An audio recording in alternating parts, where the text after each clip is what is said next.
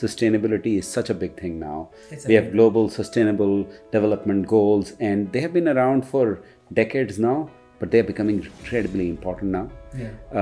And we'll talk about that. We should talk a little bit about, again, a very important old thing that has been out there, multi-channel, or later called omnichannel experiences. But how are they shaping up in this new world where internet is everywhere, and we've got a whole new customer. The Gen X have stepped back, and it's the millennials and the Gen Zs taking care, and how are they changing the whole experience of omnichannel? The whole definition of omnichannel is changing now.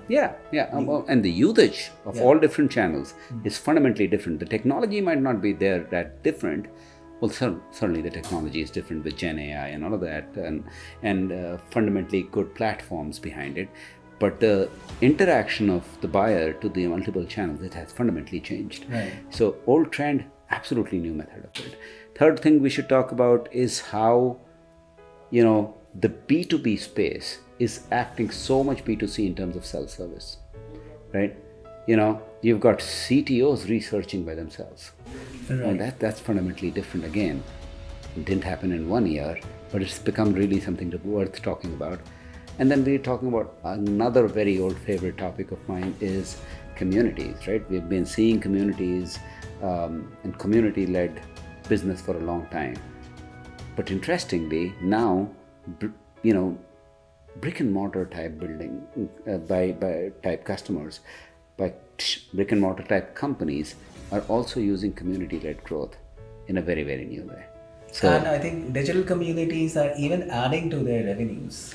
Yes, everyone is digital now, Yeah. right? So there's no only offline businesses. Right. You can create communities even for offline businesses. And online businesses, some of them are just so community driven that it is worthwhile to talk about it as if it's a new trend. Right. So let's talk about some of these as they have been around for some time: sustainability, omnichannel, self-service, communities. But what is happening in 2025? How are they? Hi everyone, welcome to a new episode from Zaman Studios where we are talking about the latest in marketing and technology. This time we are talking about the latest trends that are shaping up the world of marketing, specifically B2B marketing. And we are seeing the impact of generative AI. We are seeing how it is powering hyper personalization. If you have not watched the first two episodes, I would highly recommend that you go back and watch them. We talked about generative AI, hyper personalization. We also talked about some other things. For example, you need to be very careful when using generative AI because you cannot just rely upon it. You still need to be real, you need to keep it human. And we also talked about some other trends like how the world is moving towards offline experiences. They are becoming even more important as people are moving into digital detox mode. We also saw the importance of events and experiences. And today we are here back with 4 new trends that we are going to discuss about. We have Manish here with us today. Hi. Hey, Akash. Thanks for actually recapping all of that. I would actually go one step and say these things that today we are talking about are not so new. Yeah. The way they are shaping up is new, though, right? Right. So today let's talk about how people are building their ecological image, right? Sustainability is such a big thing now. We have global sustainable development goals, and they have been around for decades now, but they're becoming incredibly important now. And we'll talk about that. We should talk a little bit about, again, a very important old thing that has been out there, multi-channel, or later called omni-channel experiences. But how are they shaping up in this new world where internet is everywhere, and we've got a whole new customer. The Gen X have stepped back, and it's the millennials and the Gen Zs taking care, and how are they changing the whole experience of omnichannel? The whole definition of omnichannel is changing now. And the usage of all different channels is fundamentally different. The technology might not be there that different. Well, certainly the technology is different with Gen AI and all of that, and fundamentally good platforms behind it. But the interaction of the buyer to the multiple channels, it has fundamentally changed. Right. So old trend, absolutely new method of it. Third thing we should talk about is how, the B2B space is acting so much B2C in terms of self-service, right? you've got CTOs researching by themselves. Well, Right. that's fundamentally different again. It didn't happen in 1 year, but it's become really something worth talking about. And then we're talking about another very old favorite topic of mine is communities, right? We've been seeing communities and community-led business for a long time. But interestingly, now, you know, brick and mortar type building by type customers, by brick and mortar type companies are also using community led growth in a very, very new way. And So, I think digital communities are even adding to their revenues. yes, everyone is digital now, Yeah. right? So, there's no only offline businesses. Right. You can create communities even for offline businesses. And online businesses, some of them are just so community driven that it is worthwhile to talk about it as if it's a new trend. Right. So let's talk about some of these as they have been around for some time: sustainability, omni-channel, self-service, communities. But what is happening in 2025? How are they becoming real trends? Let's talk about that. Sure. Let's get started. Okay, cool. Let's talk about sustainability, right? Now, we have known this by different terms and different names all over the time. Right. And sorry, cutting you out, but then we are in June and we recently celebrated the World Environment Day. So I think this is very topical to talk about these. Oh, yeah, exactly. And have you noticed how almost everyone Yeah. is celebrating these things? Like, the World Environment Day has been there for long, but now it is on everyone's LinkedIn, right? Um, and it's almost funny that the diversity and inclusion and the notion of climate change are both being pushed back as they don't exist by Donald Trump. I think he's doing a great service to the world by Yeah. making sure everyone gets to know about these things, Right. right? Because if No he doesn't publicity like is it, this bad must be publicity. true, right? So as a result, we are seeing everyone talking about world environment and ecology, and the Sustainable Development Goals have been there for long. And the six of them that are really focused on net zero and better utilization of energy and things like that. There are other ones that are focused on inclusion and poverty and stuff like that. Yeah. Now, large number of companies are actually doing these things so much more structurally now, right? There have been credits and carbon credits and all of that, but companies have sustainable development goals in their business goals. ESG has become a priority for companies. Yes. It has been a financial priority for some time. It has been a compliance priority for some time. I would say the big thing is now that it is a mainstream marketing priority, and especially for B2B companies. I would say you will notice how B2B companies are running campaigns on sustainability now, right? They're talking Yes. about how they are good to the environment as a selling point. I mean, of course, they don't count it as a selling point, they count it as a responsibility point, but it does help build a brand. And they are saying that it's not just something which is a byproduct of their operations. They are taking targets and they are announcing it publicly, and they are telling the world that look, these are the targets that we have achieved. But We it's, are it's actively very doing this. important to be publicizing your goodness, right? I Yes. mean, marketing is always that, publicizing your goodness. But you will see that there are sections on websites focused on sustainability. Right. There are posts, not just on the World Environment Day, but all the time Yes. about how they are being net zero, zero liquid discharge, zero waste to landfill. There are certification bodies. People are celebrating sustainability certifications just the same way they used to celebrate quality certifications. I mean, there are ISO certifications even for sustainability, but you'd like to show an EcoVadis certificate, you'd like to show a company B certificate. These are certifications that are meant for sustainability. So there is material content that people are creating about sustainability, Right. and you almost wonder why, right? So there was this discussion on some of the meetings that I have been right now where companies are actually rejected from being able to participate in large scale engineering tenders if they don't have the sustainability image that they have. It's an important criteria then. I mean, you can't go globe, Yeah. you can't work in Europe, you can't, and this is not just, it happened to directly polluting industry like travel, So cars were first up for this, and then you had all these Euro standards that had come up. But now it has gone everywhere. You can't sell optical fiber if you are not. I mean, who would have thought optical fiber could pollute? I mean, it's a piece of glass that goes somewhere, Yes. right? Yeah. But the process of sustainability is when you manufacturing it, Right. are you being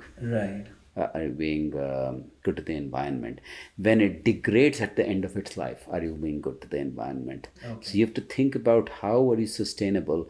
That's why there are 6 sustainability goals. And what it means is while there is a lot more scrutiny, there is also a lot more certification, a lot more awards, a lot more material that you can actually put on your marketing site, Right. right? And that's what's happening, and people are converting these into direct campaigns. Yeah. We were talking a bit about the Schneider Electric campaign, right? Yes. Yeah. They're talking about how they have this whole The Green Yodha yeah, campaign. green Odha campaign, Yes. right? So it's something that people have campaigns all the time, right? People have campaigns like, oh, we are a great place to work. They'll get a certificate, they'll celebrate it on a day. People have campaigns like, we have diversity and inclusion, right? But they are celebrated on certain days. This is a hardcore consistent one. It's Yes. running non-stop. It was started by their CEO in or their head A in couple of India, years ago. right, a Yeah. couple of years ago, and it's been running non-stop, right? And you will see that in many companies. I mean, I was just looking at Prismian. They totally continuously did this. Now, one of the important things is that there is a hardcore correlation between a sustainability campaign and sustainability ratings, right? I was looking at a company from our own India, Polycab, that moved its sustainability campaign from not being existent on their website to always there. And here you are seeing them actually rising up the sustainability ratings. Yeah. Now, I'm dead certain that they must be doing good work. But if you don't publicize your sustainability image, you are eliminated from the possibility of doing business in certain places, right? And this example of Schneider Yeah. is very beautiful because what happens in this one is that they have split it into what can you do as a business by becoming a part of this, and how can you actually improve your footprint by doing that as a business. And they've created a section which is more individual focused. Interesting, Schneider is not selling so much to individuals, but they're bringing attention by saying there is an individual person, yodha, that green Right. yodha, right? Yes. So they are involving people, they're creating traffic. It's it's like um, it's like how do I say this? B2B companies doing explainer stuff, right? Like for example, SpaceX, which will never sell anything to you, right? You're not going to No. SpaceX one day and say, "Can I get 2 of those rockets?" But they are telling you about what Reusable. Mars colonization could be, what reusable rockets can be. Right. And you almost wonder, why are they spending so much marketing money on this? Well, you want to be seen as someone with a purpose and large, grand things. And what is a good purpose then? Improving the quality of the future generations' planet that we are giving. And in So this case, it's not just our planet, but also they are talking about Mars. well, in the case of SpaceX, I'm giving you that example. They're talking about these grand dreams. Yeah. But companies like Schneider are doing one part of their campaign focused on B2B, where the intention is eventually there is respect by people who can buy. Yeah. But on the other hand, they're doing it with individuals, just like SpaceX, so that they just generate interest and respect and word of mouth. And finally, that seeps out and comes back into their customers, Yes. right? And they are celebrating people, their own people. They're calling them impact makers. They're doing bunch of offline events. They're partnering with television channels. Now people who watch television channels, is Yeah. even those they are doing it on a business channel, are actually not necessarily buying this much from B2B companies, but they're spreading the word. Right. That's what a campaign is about. And all of this, I think they kind of did like a runner's marathon also. Maybe we can check that up and see if we can show it to our viewers. All of this stuff is actually leading to a whole bunch of benefits that people are able to claim. Like, for example, they're able to say that their products are premium because they're good for the society, good for the earth. So it is not just that you are able to participate in certain places, you're able to put a premium on it. You're saying, look, we are investing in these products to be better for the life cycle of Earth, and you should invest in it as well. They're making their customers pay for it. There is a premium. Right. Okay? So the idea is that first you generate an interest in the customer to be responsible towards the environment, and then this encourages them to pay the extra premium for the green products. Exactly, exactly. Um, they not just products, services as well, Products and right? services, yes. So individual companies are actually getting these services from certain other companies, like, hey, come in and improve our energy and sustainability ratings, right? So especially those who are in the space of energy, like Schneider is, for example, they have the ability to do it for themselves and for others. They have to Yes. put it in their product, but they can also design the electrical networks, and so that they are more efficient and more good for the ecology. They're also going further down and creating systems like an IoT system that they have, where they're not just looking at their own stuff, but how is electricity usage happening in that area, and they're creating that network, sending data to a central place. And I think they gave it a very nice name, like, Eco-structure. yeah, that one, yeah, eco structure. So the structure of this is ecologically correct, right? So there's the branding happening in there, and by that, green buildings have existed, Yeah. but green companies are now acting in a very interesting way. They're saying it's good for the environment, and it's good for us. It's cost savings, right? It's net zero. And if we are generating better electricity, we can send it back to the grid and make money, right? So there is this example of how Capgemini claims that it is actually saving nearly 30% because of the way they are using all different sources of energy, and they're managing with their IoT devices. It almost started a few years ago, where if you're not in a room, the electricity will switch off automatically. Have you noticed that? Well, think about it being taken to a factory or a mega factory scale, right? Or to a service unit scale. You're not using energy where you don't need to, Right. right? And you're generating energy when you've got all these You've got renewable all sources. those renewable sources, and Yeah. you're So effectively, you're telling the world that, look, I'm doing the right thing for the planet, right. but it's also the right thing for your balance sheet, and certainly the right thing for your brand. So sustainability has become this real cool trend, and it's not just in the product environment, right? We just talked about Capgemini, which is in the world of services. McKinsey is declaring it, right? They have it boldly written out there. They bring out newsletters. Every magazine has a sustainability, section, or a sustainability super issue, right? So McKinsey has also publicly announced some targets about the Scope 1 emission reductions and Yeah, Scope 2 yeah. reductions. And they Scope. are following through. So they are doing that, right? Then there are. I talked to you about Prysmian. Did the same thing, Right. Corning does the same thing, but that's not just happening internationally. In India, Yeah. we are seeing companies like I mentioned Polycab declaring it, Right. right? There are many such companies that are doing it. Tata is declaring it. Everyone's declaring it. It was a compliance requirement for a long time, having an ESG section in an annual report. Yes. But what they are doing it is that they are making it a campaign. It's on their website. It's on their social media. It is videos that they have made. They have got influencers talking about it. It has moved from the finance department to the marketing department, Yes. right? And that is the trend. Sustainability has moved into the awareness and branding side. And if you don't do sustainability, we talked about how Gartner did this research in, I think, Europe, that for qualifying now, it used to be like a smaller number, like 55% companies used to want to. The supply assessment thing. Yeah. Now it's like upwards of nearly three quarters, 70-ish%. 70%. Yeah. Yes. So that's the thing. Right. You gotta be sustainable. It's good for your business, good for your brand. Yeah. And you have to tell the world that you're sustainable. Otherwise, it's not good for you. Yeah, you might be eliminated from business. Yeah. So, yeah, guys, if you are sustainable, tell everyone. If you're not sustainable, become. Yeah. Okay. Well, so that's one very interesting area that we wanted to talk about. Absolutely. The other one was a very another one is the whole omni-channel experience, right? Yeah. The way this one works is we have for a long time had multiple channels by which customers or potential customers or prospects could connect, right?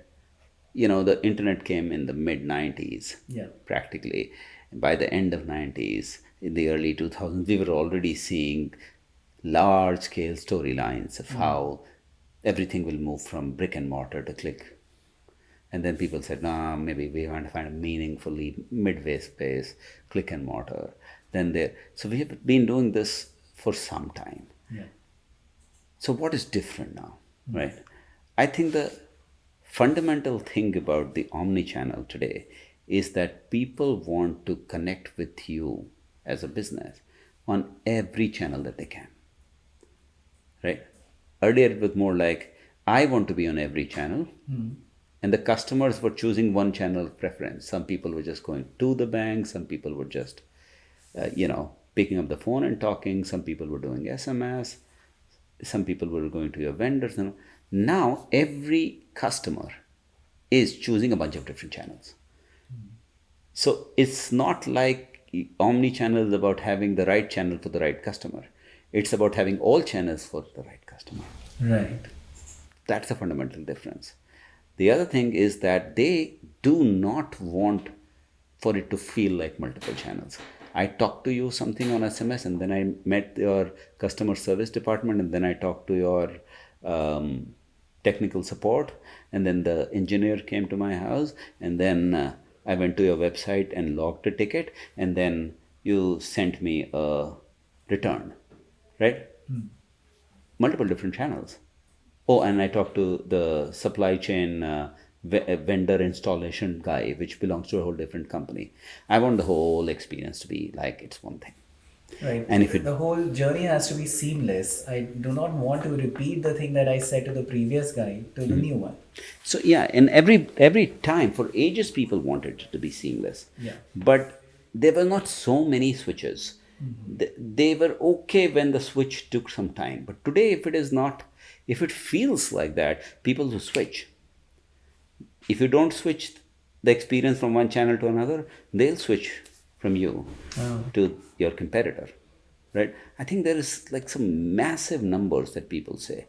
I It's like 50% of customers say that they will switch if they don't have a smooth experience, right?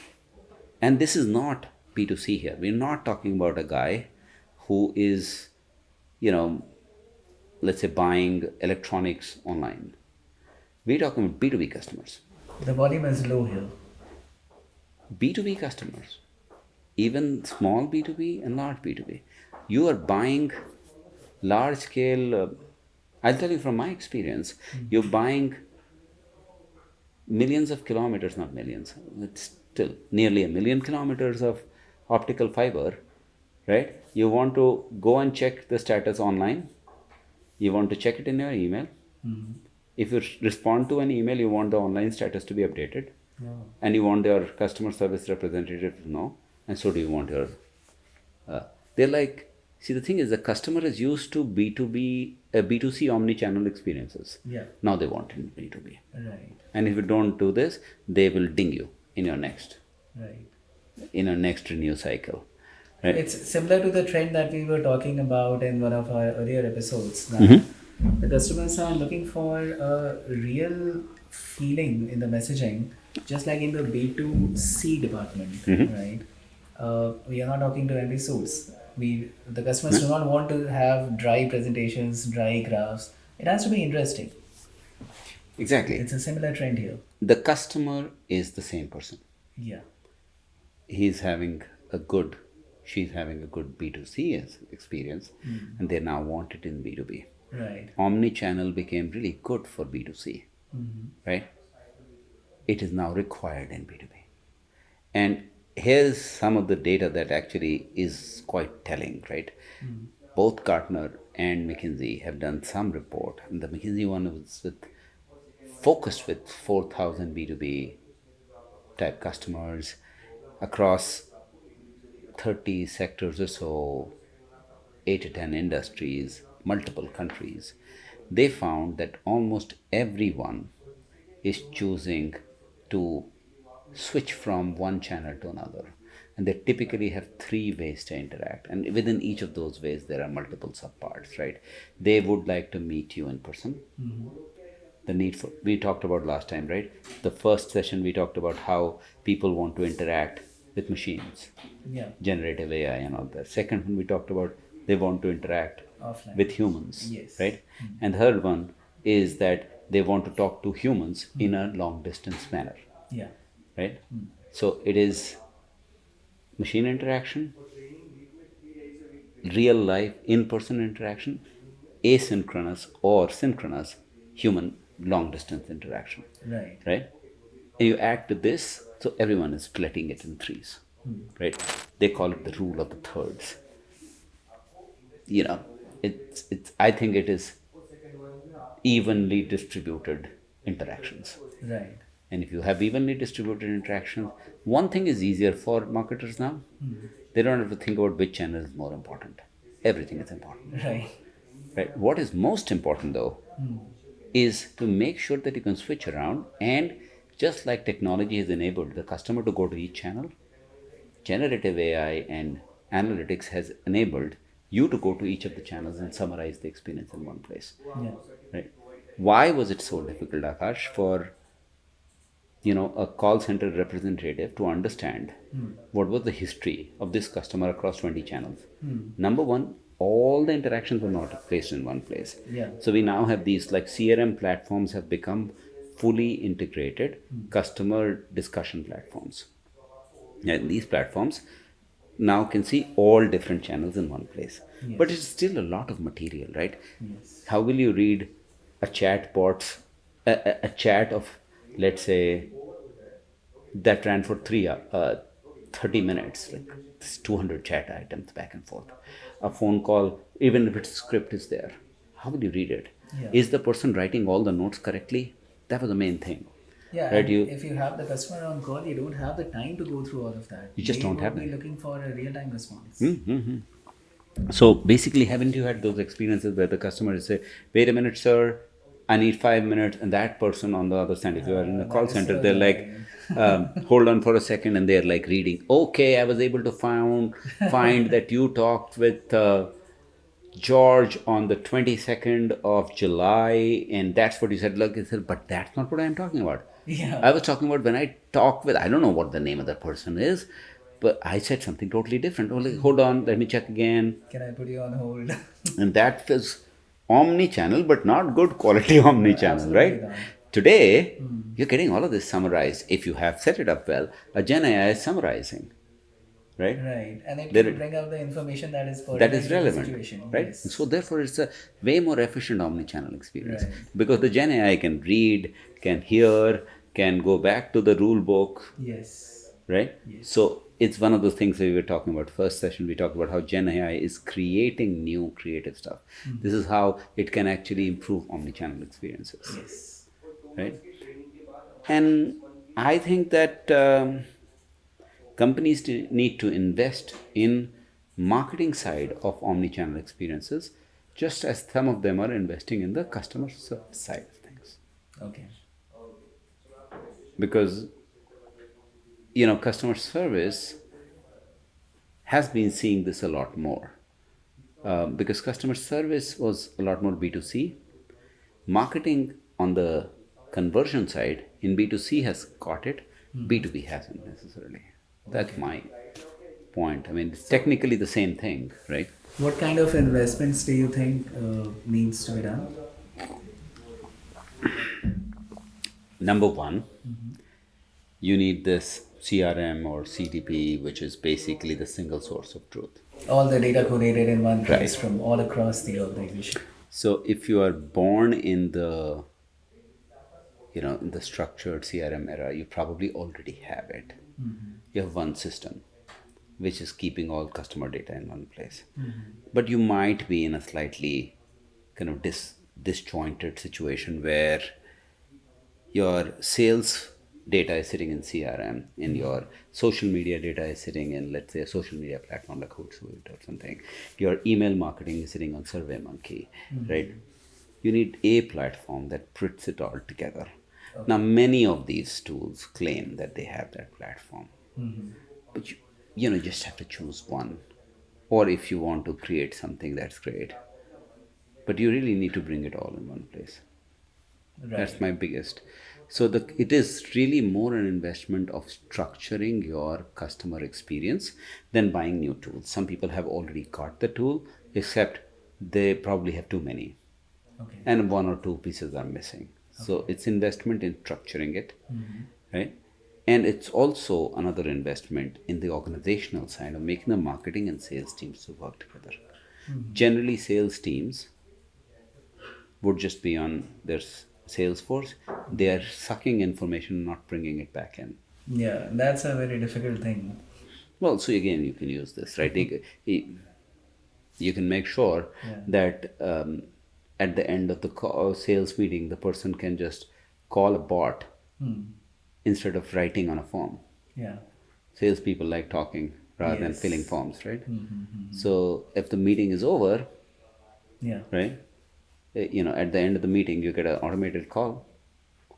You say, over the meeting, ask a few questions, and you've got a transcriber converting it into a sales input. Yes. It can be done. Some people are already doing it.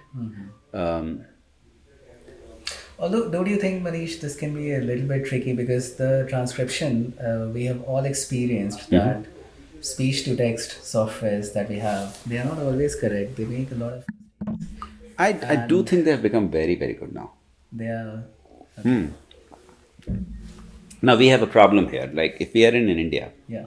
the Indian accent and the Indian English Huh. is sometimes missed, right? Although I think the Indian government is taking a lot of steps, they are developing LLMs specifically for the Indic languages and I think everyone is pronunciations. trying. Yeah. Google is trying. Amazon is trying. Yeah. Facebook is trying. One fine day, Apple will also try, but they're They not have to. doing. We are the most populous country on the face of the earth. Yeah, but somehow Apple's happy with making money in America, which they do a whole lot. But eventually, everyone is trying. But if you Yeah. go back to America, right, or most of English-speaking nations, I can't speak for how is it happening in France. If you go to China, Yeah. right, these guys have already done this. Okay. Their transcribing is near perfect now, and the good thing is that even if it's not near perfect, just like we have rags in you know in generative AI response, right? There's now, even if you don't transcribe it at the day of moment, right? The the data structure is getting refreshed by people talking. Okay. You're creating a contextual dictionary. So maybe on April 4th, when you recorded this call, you Yeah. said a word that was new and it was poorly transcribed, and the transcription tool knows that it is 50% likelihood to be something. Yeah. 5 days later, someone has helped it understand that this is a new word Yeah. in our dictionary. Once fixed, it can Yeah. You can it- go back to the and- old transcription and then. yeah, it's expensive, Yeah. but you will only retranscribe when somebody is recalling that, Right. right? Right. It's like how people rendered images on the fly in the olden website days. Yeah. You will retranscribe on the fly. Right. Right? I think it's becoming better. I mean, Omnichannel needs to use this technology. Otherwise, you are only technically omnichannel. You're not like real time. Right. That's what I think people should invest in. And when you have this, the next trend becomes very easy, right? When you have a generative AI type layer understanding, there you have an agentic understanding of a customer, what they want to know, what they want to understand, right? People can very easily start a human conversation and follow through with a bot. Start a bot conversation, follow through with a human, because the human's conversation is being read and understood by a bot. And that helps the next trend that we talked about, B2B guys wanting to do self service. it's actually going to be fabulous. It will reduce the cost structure of many companies, Yeah. right? And not to say that, I mean, it sounds like people will lose job. I think you don't see that. A lot of more investment will happen in developing new technologies. But self-service is a big deal in B2B now. So why do you think self-service is becoming a big deal in B2B Well, now? one is the fact that you actually can go and see your experience across channels, right? Right. So if you went and registered a case for, let's say, a particular shipment not being fine, you can pick it up in the middle of the night when the office is of your or middle of the day if you are getting it from, say, other part of the world, when the supplier's office is in the middle of the night. So I don't have to wait. You don't have to wait, Right. right? You talked there, it's gone into the system, you can get an update. You don't have to remember things like what is my ticket number all that much, because they know the context. Yeah. They say, oh, you mean this one or that one? Okay, so they can ask that. So some of these things are becoming better. Yeah. Self-service is becoming more easier, right? People used to hate self-services 3-4 years ago because they're like, I want to talk to a human. Yeah. Why? Because the human does the effort of searching, and the machine says, sorry, I did not understand that. Yeah. Sorry. But that's changing now, right? So that's the trend. Yeah. The trend is self-service. No, the trend is usefulness of self-service going up. Okay. Therefore, people are trying it. The other thing is also the customer is changing, right? Many of people who were born in the 70s would say, I want to talk to a human. And then we have this, millennials and Gen Zs, and they are becoming very, very much the B2B buyers now. As a matter of fact, they are in general comfortable in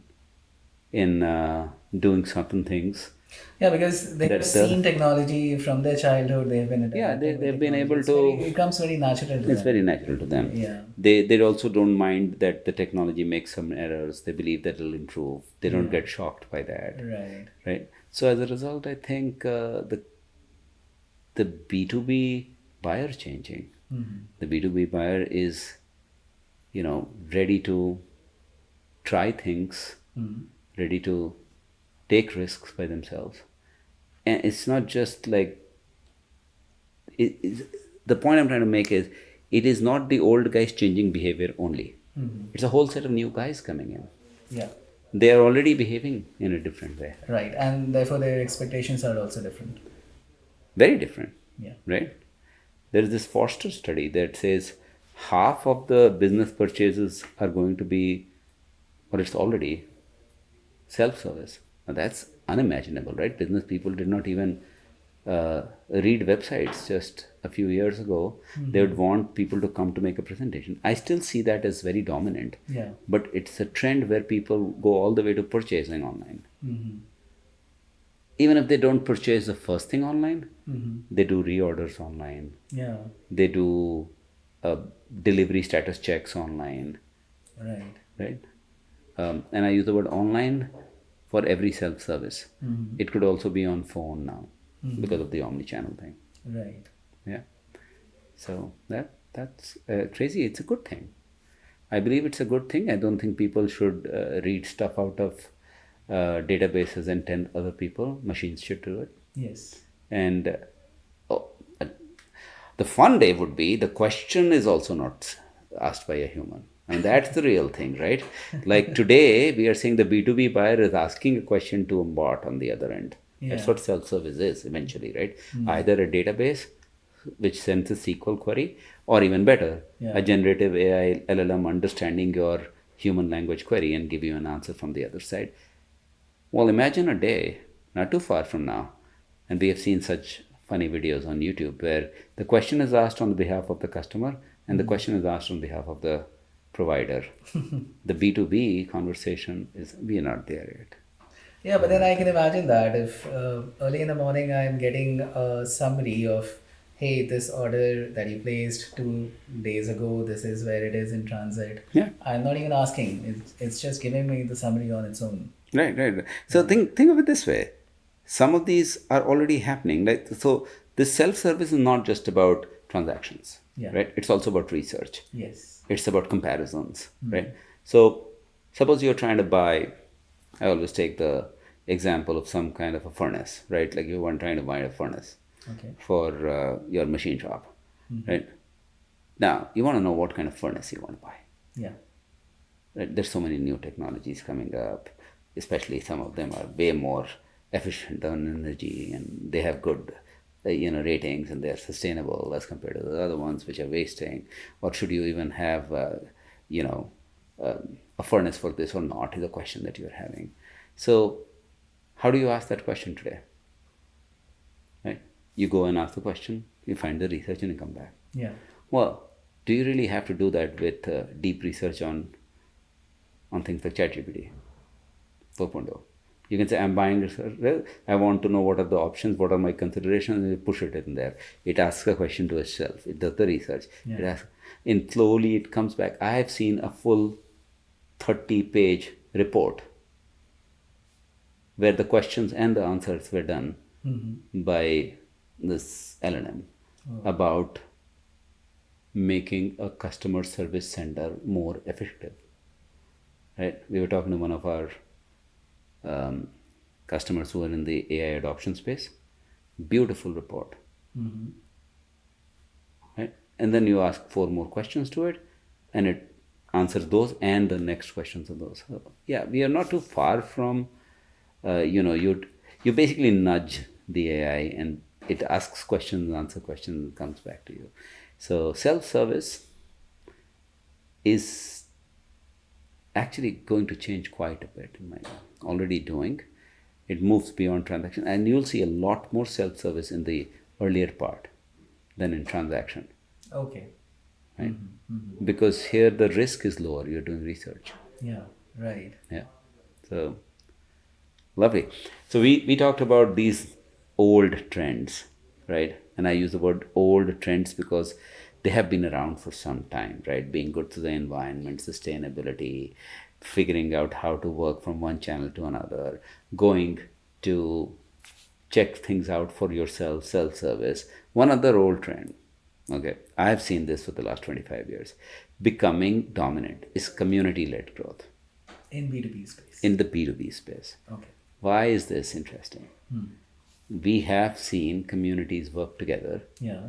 to buy things that are more like, when I was in the US in the credit card industry, we had something called lifestyle.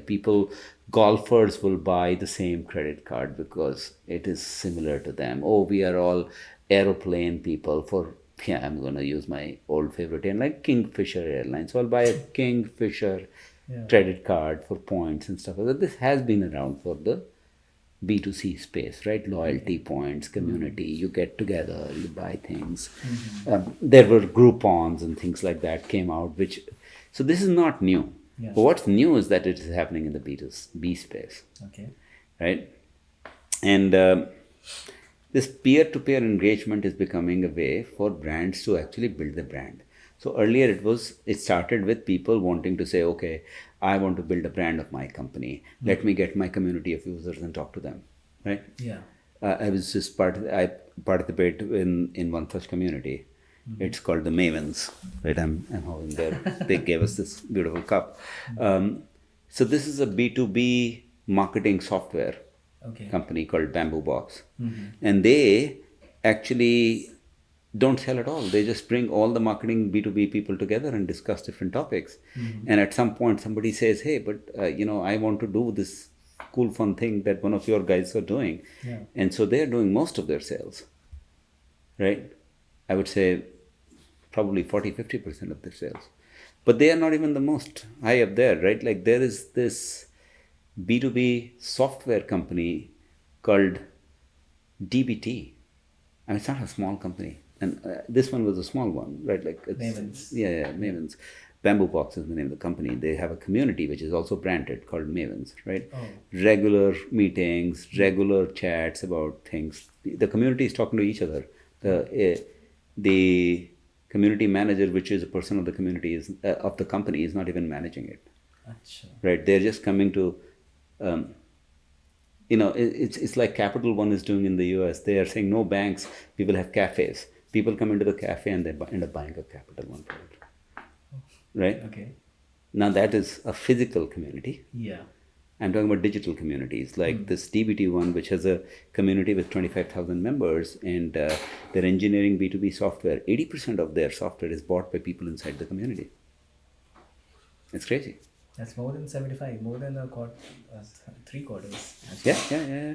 Then there is something called Mind Body, Yeah. right? These guys have a small B2B SaaS company. I mean, not too big, 1,300 employees, big by B2B SaaS standards. They have a suite of tools that are used by gym salons, and it's like focused in that space. This online community that they run is called Mind Body One, and the people in that community discuss about all things, right? Not necessarily about the B2B software. And naturally, if they are in that community, they end up buying Mind Body. Yes. Right. So they have this subscription model that you can be a part of this community only if you have a subscription. And people want to be in that community, I think, because it gives them the whole community feeling, a feeling of Exactly. support. But you have seen this case study in the new rules of PR and marketing, where there was this company that actually designs mountain bikes. Yeah. And very small number of people who are focused on the exact type of mountain bike. And then they had an example of a community that designs their own surfboards. And this thing has been happening in the last 10, 15 years in the business of B2C sales. Yes.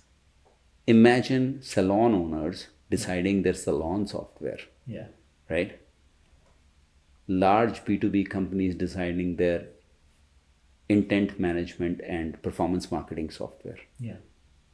These things obviously go through all the checks and balances of the procurement process later, Yes.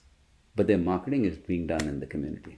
Right. And you tend to trust what other people like you are saying in this community. Absolutely. Right. If you see someone who spends,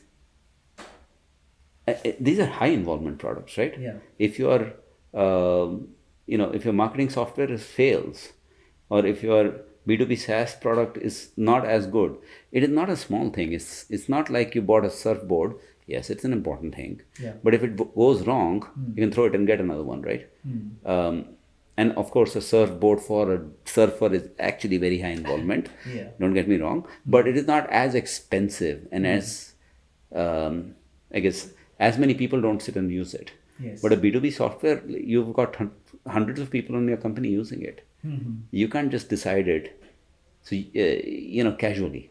So what you get in a community is that you're sitting with someone who is already sitting and made this decision Yes. for 100 of their people, and they are vouching for it, Yes. right? And they are telling you casually what they enjoy and what they don't like. All the bad things also comes out. So you feel fully well informed. Right. That is why B2B people are moving towards community. It's more easy to respect the opinion of a real human being than the guy who's selling their stuff. Absolutely. Same old word of mouth power, Yes. now in B2B world. If my golfer buddy is using a particular credit card, then he has already seen how it works, how risky it is. And that is your B2C environment, right? So I should trust. Now, but if you are running a golf course and you are in a group of all the people who are running a golf course, in a golf course management software, this happens in the school world.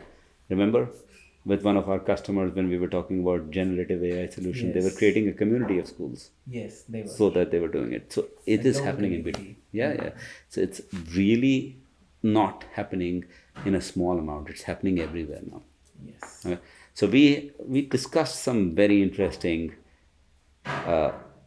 old wine, new bottle type trends this time, right? Yes. The new bottle is the generative AI and the summarization power of generative AI, the connecting power of platforms of technology. It's still technology-led trends, Yes. but Technology is giving a new shape to the trends that have existed. yeah. Although I would say in the sustainability one, it is really more of the trend towards being ecologically, you know. Yeah, but then even there, I think the advent of IoT, that That is is. very technology driven, absolutely. Yes. So yeah. All right, I think we had a fantastic discussion. I learned a few new things, and I think our viewers would also agree that these are the trends to look out for. I would also ask you to share your opinion, your comments. If you think that there is something else that is happening, please do share with us in the comment section below. If you have not watched the first two episodes, please do go back, watch, give us a like, and thank you. Thanks so much. Good fun.